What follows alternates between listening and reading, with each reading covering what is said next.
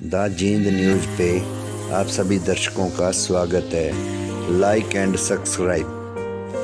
पहले तो मैं आप सब पत्रकारों को, छायाकार साथियों को और सभी बंधुओं को भारतीय जनता पार्टी की तरफ से और अपनी तरफ से नव वर्ष की हार्दिक शुभकामनाएं देता हूं। वहीं पर मकर संक्रांति और लोहड़ी की भी आप सबको बहुत बहुत हार्दिक शुभकामनाएं। और सबसे पहले तो मैं आपको ये बताना चाहूँगा कि आज जो प्रेस के सामने रूबरू हुआ हूँ, लगभग 5 करोड़ रुपए की राशि जो जींद के विकास कार्यों के लिए आई है, जो माननीय मुख्यमंत्री जी ने देने का काम किया है, उसके लिए भी मैं माननीय मुख्यमंत्री जी का बहुत बहुत आभार व्यक्त करता हूँ। जिसमें 1 करोड़ 21 लाख रुपए गाँव के लिए, गाँव के विकास के लिए देने का काम किया और वहीं पर 3 करोड़ 80 लाख लगभग शहर के सौंदर्यीकरण के लिए हम लोगों ने देने का काम किया है। जिसमें सबसे ज़्यादा, सबसे पहले तो जींद के जो हमारे शहीदों की और महान जो विभूतियाँ रही हैं, उनके नाम से जो चौक हैं, उनके लिए लगभग 25-25 लाख रुपए की राशि प्रदान करने का काम किया है। चाहे वो हमारे संत कबीर चौक हो या हमारे जो शहीद मदन लाल जी ढींगड़ा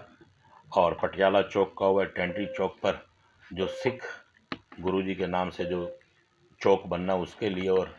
ताऊ देवीलाल जी के चौक के सौंदर्यीकरण के लिए पहले बना हुआ है, लेकिन उसको और थोड़ा सा सुधार हेतु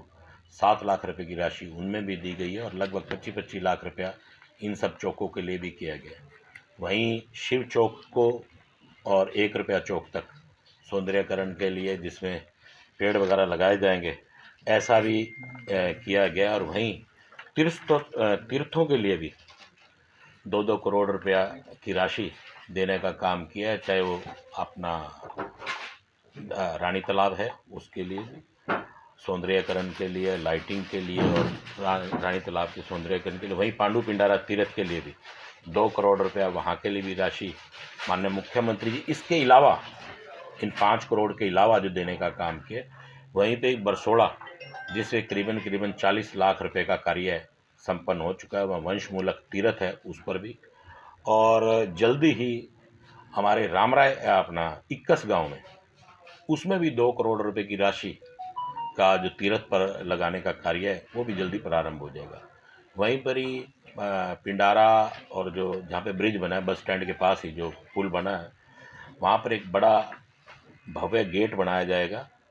जिसमें महाभारत से संबंधित चित्र लगाकर जो जींद में आवागमन के लिए जो प्रथम गेट रहेगा, वो गेट बनवाया जाएगा। इसी प्रकार से कुछ एक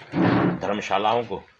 जिनमें पैसा पहले नहीं गया, उन धर्मशालाओं में भी, चाहे वो सैन समाज की धर्मशाला हो या रोहिला समाज की धर्मशाला है या पंजाबी समाज की धर्मशाला है, और इसी प्रकार से अनेक धर्मशालाओं में भी ये पैसा जाने का काम करेगा। और वहीं पर जेडी 7 सफीदो रोड के लिए भी प्रस्तावित है ये कार्य कि किन पर ये कार्य किए जाए, पेड़ पौधे लगाए जाए, जैसे कि बाल भवन रोड पे लगाया गया है, डिवाइडरों को खूब सुंदर बनाया जाए। ये प्रस्तावित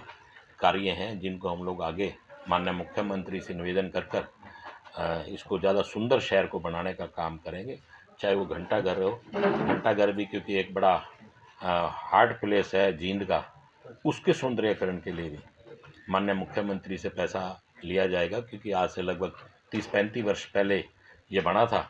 तो इसका जीर्णोद्धार के लिए, इसको सुंदर बनाने के लिए, घंटाघर को भी, इसके लिए भी माननीय मुख्यमंत्री से बात कर राशि और मंगवाई जाएगी। वहीं पर जो बाल भवन से स्टेडियम से जो रास्ता स्कीम नंबर 5-6 के लिए जाता है,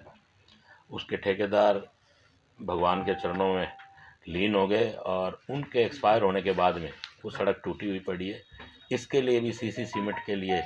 एक फाइल प्रोजेक्ट तैयार करवा कर फाइल का दोबारा से ऊपर भेज दिया गया। और वहीं पर ये आपका जो जनता देवी मंदिर से आरा रोड को मिलता है, इसके लिए भी एक फाइल प्रोजेक्ट तैयार करवा दिया गया। और आपका जगत क्रांति रोड, इसके लिए भी सीसी का, ये तीनों सीसी के प्रपोजल ऊपर भेज दिए गए। उम्मीद है जल्दी ये भी पास हो जाएंगे और फिर इन पर भी कार्य प्रारंभ हो जाएगा।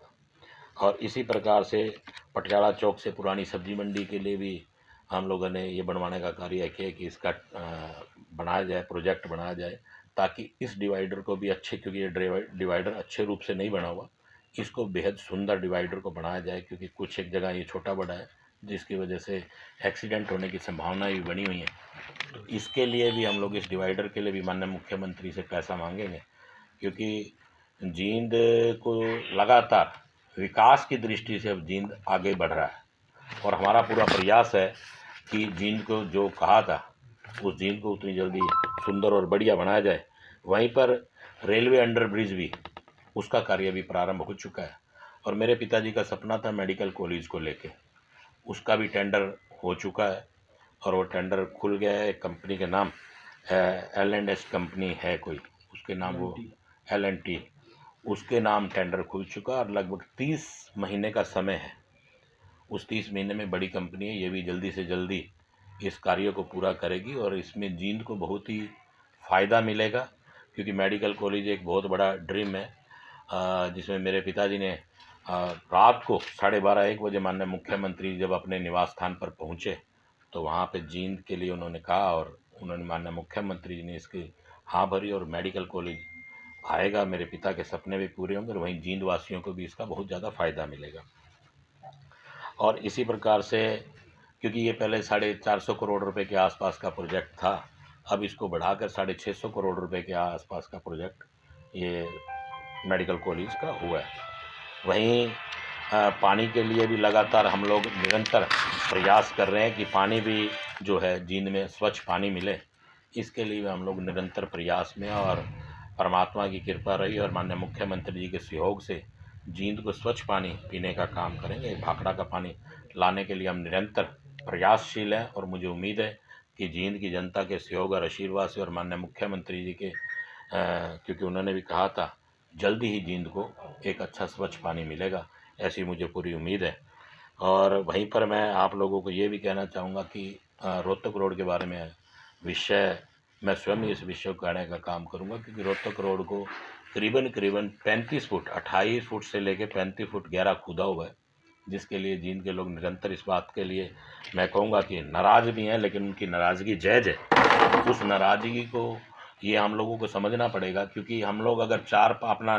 घर भी बनाते हैं तो उसमें हम नींव को 4-5 फुट अगर खोदते भी हैं तो उसके बाद भी हम लोग कम से कम 2 से 3 महीने उसमें मिट्टी डाल के छोड़ते हैं ताकि वो ज़मीन बैठ जाए, मिट्टी बैठ जाए। और ये 28 फुट का करीबन है, 28 फुट से 35 फुट गहरा खुदा हुआ है, उसके लिए कुछ समय लगेगा, लेकिन जल्दी इस रोड को ऐसा कर दिया जाएगा कि इसमें यातायात आ जा सकेंगे और अगर कोई मिट्टी जितनी बैठनी है वो मिट्टी बैठ जाएगी और तुरंत ही जैसे ही ये कार्य संपन्न होगा तो ये मान के चलिए जल्दी इस सड़क को काला कर दिया जाएगा। लेकिन 2-2.5 महीने जहाँ इतना सब्र किया है तो इतना मैं निवेदन करूँगा रोहतक रोड वासियों को कि थोड़ा सा समय और दें, ताकि कल को ऐसा ना हो कि हमारी जल्दबाजी में वो रोड बैठ जाए और फिर उसके लिए हम एक दूसरे को जिम्मेवार ठहराते फिरें इस बात का। और उस रोड के लिए भी डिवाइडर बीच में बनेगा, वो लगभग 5-5 मीटर की दोनों तरफ और बीच में 1 मीटर का डिवाइडर जो बनेगा, और डिवाइडरों को एक बढ़िया एक रूप दिया जाएगा, जैसे कि सरकार की एक सोच भी है कि आप हरा भरा करने का काम करें, प्रत्येक डिवाइडर पर पेड़ पौधे लगाने का काम किया जाएगा। इससे शहर सुंदर भी बनेगा और जो सरकार जो हमारे जीवन की एक चर्या है कि पेड़ पुष्प लगाए जाए वो भी लगेंगे। और लाइटिंग भी आप देख रहे हैं कि बाल भवन रोड पर भी अच्छी लाइटिंग और पेड़ पौधे लगा दिए गए हैं और 17 लाख रुपए के आसपास की राशि जो बिजली विभाग को जमा करा दी गई है और जल्दी ही बाल भवन रोड के जो खंभे हैं और ट्रांसफार्मर लगे हैं वो भी साइड में हो जाएंगे, जिससे बीच का आने जाने की दिक्कत और रोड पूरी चौड़ी रहेगी। तो मैं एक और निवेदन आप लोगों के माध्यम से जींद वासियों को करना चाहता हूँ कि हम कोशिश कर रहे हैं कि जींद को साफ और स्वच्छ बनाने की कोशिश कर रहे हैं, उसमें जींद के वासी भी हमें पूर्ण सहयोग करें, वो पॉलीथीन वगैरह यूज ना करें। अगर किसी चीज़ में भी कोई कचरा इकट्ठा भी होता है तो कचरे को डस्टबिन में डालने का काम करें और पूर्ण रूप से सहयोग करें। आने वाले समय में आप सबके सहयोग और आशीर्वाद से जींद एक साफ स्वच्छ और सुंदर जींद आप लोगों के बीच में होगा, ऐसा मैं आपको विश्वास दिलाना चाहता हूँ। निरंतर प्रयासशील हूँ, जहाँ भी आपको कमी लगे आप बताने का काम करें। इस प्रयासों में मैं आप लोगों की उम्मीदों पर खरा उतरने का काम करूँगा, ऐसा मैं आपको विश्वास दिलाना चाहता हूँ। जय हिंद, जय भारत, जय माता दी। द जींद न्यूज़ पे आप सभी दर्शकों का स्वागत है। Like and subscribe.